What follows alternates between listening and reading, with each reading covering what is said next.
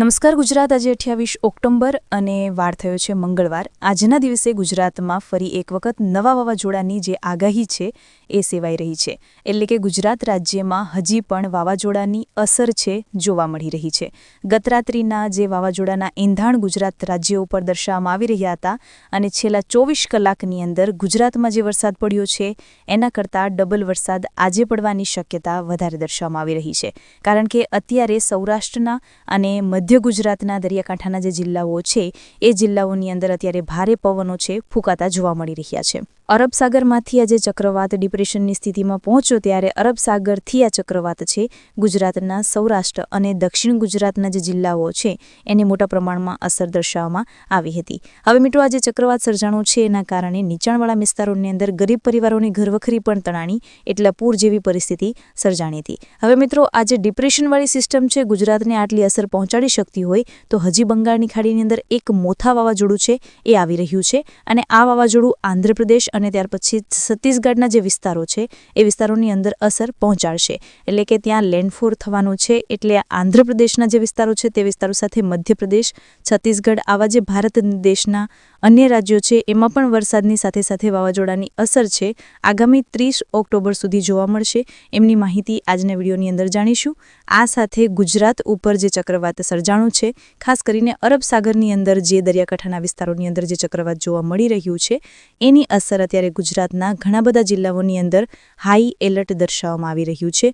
અને જે વિસ્તારોની આપણે વાત કરવાના છે આજના વિડીયોની અંદર એમાં તમારો જિલ્લો પણ હોઈ શકે, તમારું ગામ પણ હોઈ શકે કે ત્યાં અત્યારે રેડ એલર્ટ છે એ દર્શાવવામાં આવ્યો છે. તો આજના વિડીયોની અંદર આ દરેક આગાહી અને દરેક માહિતી જાણવાની છે.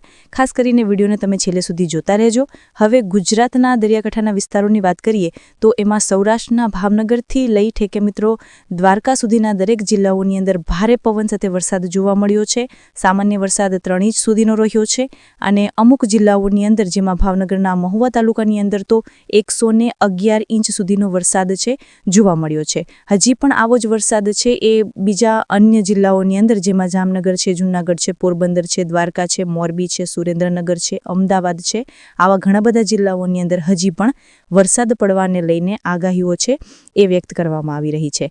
જાણીતા હવામાન નિષ્ણાંત અંબાલાલ પટેલ અને પરેશભાઈ ગોસ્વામીએ જે આગાહી કરી છે એના કરતાં હવામાન વિભાગ દ્વારા જે આગાહી કરવામાં આવી રહી છે એ આગાહી તમને સચોટ પ્રમાણમાં જણાવી દેશું કે એ આગાહી ગુજરાતના કયા કયા જિલ્લાઓને રેડ એલર્ટ સુધી લઈ જાય છે, કયા જિલ્લાઓને હજી પણ 31 ઓક્ટોબર સુધી છે એ સાવચેત રહેવાની જે અપીલ કરવામાં આવી છે.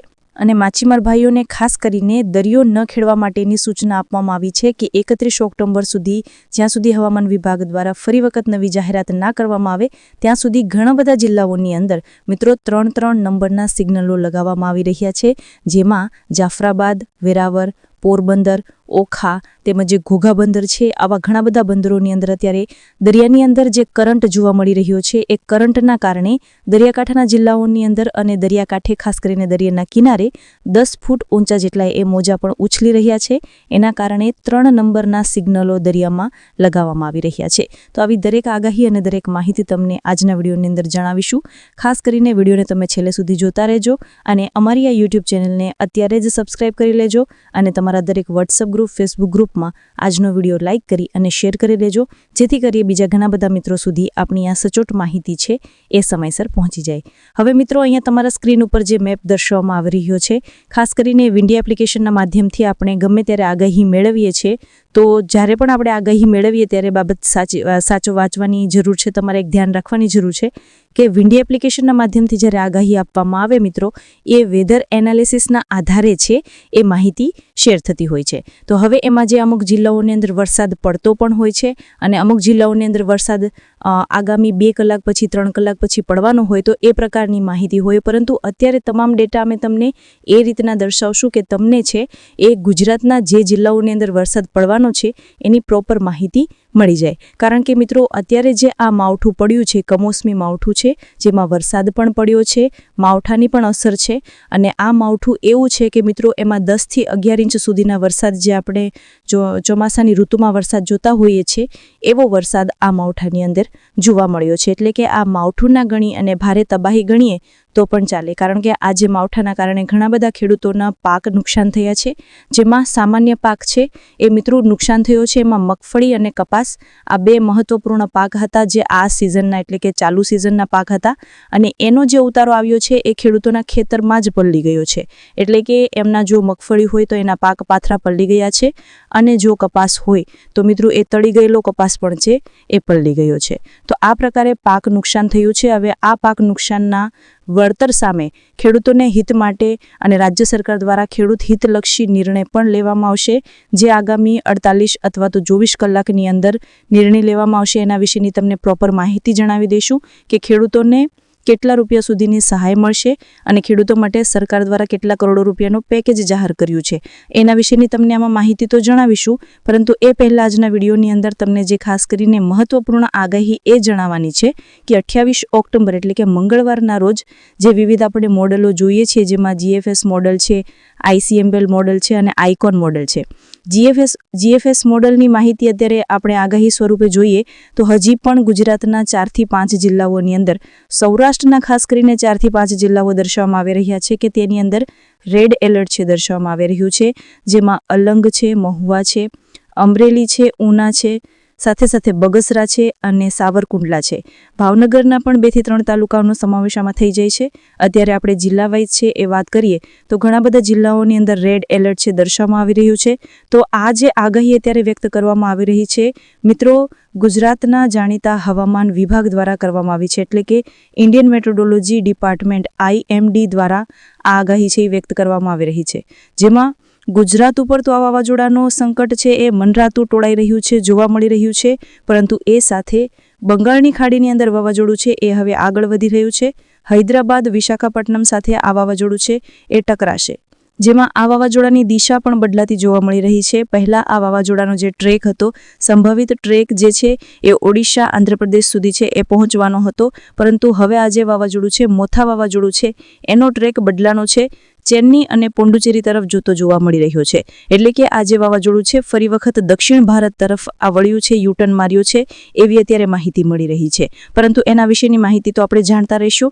ગુજરાત ઉપર જે વાવાઝોડાની અસર છે, ખાસ કરીને અરબ સાગરની અંદર 2 સિસ્ટમો બની છે. એક તો ડિપ્રેશનવાળી સિસ્ટમ છે, એ કચ્છ સુધી પહોંચશે, જેમાં સૌરાષ્ટ્રના પશ્ચિમ ભાગની અંદર પણ અસર પહોંચાડશે, પરંતુ બીજી જે સિસ્ટમ બની છે એ અરબ સાગરની અંદર જ છે. તમે અહીંયા સ્ક્રીન ઉપર જોઈ શકો છો. એ સિસ્ટમ હજી પણ અરબ સાગરના દરિયાથી વેરાવળ છે, પોરબંદર, જામનગર, જૂનાગઢના જે વિસ્તારો છે ત્યાં સુધી ઘેરાવો જે છે એ લગભગ 100 કિલોમીટરની રેન્જનો ઘેરાવો દર્શાવવામાં આવી રહ્યો છે. એટલે કે 100 કિલોમીટર સુધી અસર પહોંચાડી રહ્યો છે. હવે સૌરાષ્ટ્ર અને દક્ષિણ ગુજરાતના જે દક્ષિણ ભાગના જે જિલ્લાઓ છે, જેમાં સુરત છે, ભરૂચ છે, નવસારી છે, વલસાડ છે, અમ્મુ છે, રાજપીપળા છે, વ્યારા છે, નવસારી છે, વલસાડ છે, તાપી છે, ડાંગ છે, આ જે જિલ્લાઓની અત્યારે આપણે વાત કરીએ તો એ જિલ્લાઓની અંદર હવે વરસાદ છે ઓછો પડ્યો છે.